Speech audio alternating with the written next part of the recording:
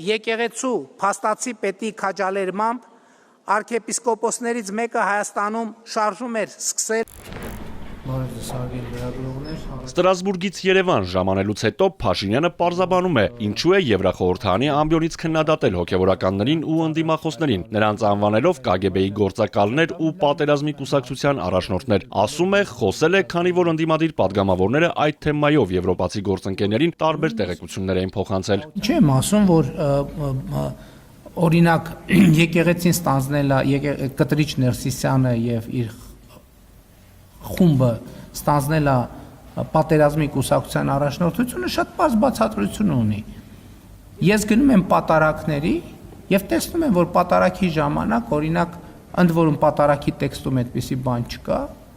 ասենք պատարակի տեքստից շեղվում են եւ ասում են, հղում են անում Արցախի հանրապետություն եւ այլն եւ այլն։ Դա ինչ է նշանակում։ Դա նշանակում է կոնֆլիկտ։ Ամեն այդպիսի նախադասությունը նշանակում է պատերազմի կոչ, այսօր, վաղը, մյուս օրը ես չգիտեմ։ Ես ասել եմ Ղարաբաղյան շարժում չկա։ Եվ ամեն անգամ, երբ որ խորանից ասենք հղում են անում, երբ որ ամեն ամբիոնից ասում են Արցախի հանրապետություն, այդ պատերազմի բան է, պատերազմի ճանապարհին ոտք դնելը։ Երբ Հայաստանը Արցախի ու արցախցիների վերադարձի մասին է խոսում, Ադրբեջանը առաջ է բերում փախստականների վերադարձի խոսույթը, ասում է Փաշինյանը։ Լրագրողները վարչապետից ճշտում են, այդ տրամաբանությամբ արցախցին եթե ասի իր տատն ու պապը արցախցի են, դա համարվելու է Հայաստանի վարած արտաքին քաղաքականությանը դեմ եւ ճնշումների է ենթարկվելու։ Մարդիկ կարող են ասել Արցախից եմ, Վանից եմ, Մուշից եմ, Մոսկվայից եմ, Բերլինից եմ, չգիտեմ էլ որտեղ Մինվոդիից եմ, դա ինչ կապ ունի իմ ասած թեմայի հետ։ Մարդը ինչ ուզում է կարող ասի։ Խոսքը պետական պաշտոնյայի եւ դերաբաշխման մասին է եւ քաղաքական գնահատականի մասին։ Չնայած պաշտպանության նախարարության պարզաբանումներին լրագրողները վարչապետից հետաքրքրվում են, արդյոք 2022-ից հետո Հայաստանի ինքնիշխան տարածքում գտնվող ադրբեջանական զինված ուժերը Ջերմուկում եւ Վարդենիսում առաջխաղացում են ունեցել եւ ամրաշինական աշխատանքներ կատարել։ Կան տարածքների հետ կապված որոշակի խնդիրներ, որոնք կլուծվում են սահմանազատման գործընթացում։ Ունենք սահմանազատման հետ կապված խնդիրներ։ Ես չեմ կարող հարցը դիտարկել մի հարթության մեջ, որովհետև եթե ձեր հարցի արդարորեն պատասխանեմ,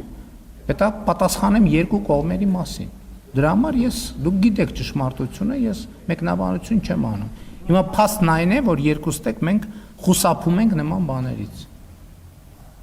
որպեսզի խաղաղությունը չվտանգենք, ու ճիշտ ենք անում։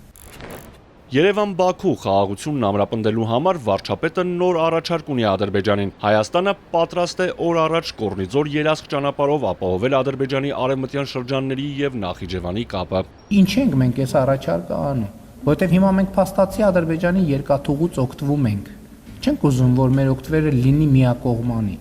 Այնպես չլինի, որ մենք տենց օգտվում ենք Ադրբեջանի երկաթուղուց եւ մտածում ենք, որ իրանք մեր ճանապարհներից պետքա չօգտվեն։ Վարչապետը ճանապարհ է առաջարկում նաև Իջևան-Ղազախ հատվածով։ Ասում է, այդտեղով էլ ադրբեջանական ավտոմեքենաները կարող են անցնել։ Փաշինյանը եւս մեկ անգամ վերահաստատում է, նոր սահմանադրության մեջ անկախության հռչակագրին հղում չի լինելու։ Անկախության հռչակագիրը կառուցված է կոնֆլիկտի տրամաբանության վրա։ Չենք կարող մենք կոնֆլիկտի տրամաբանության վրա գնալ եւ ուզենալ անկախ պետություն կառուցել։ Հունիսի 7-ի խորհրդարանական ընտրությունից առաջ Փաշինյանը բացառում է մոլդովական սցենարի կրկնություն, ասում է առաջնորդվում են հայկական սցենարներով։ Արթուր Հակոբյան, Էպիկենտրոն։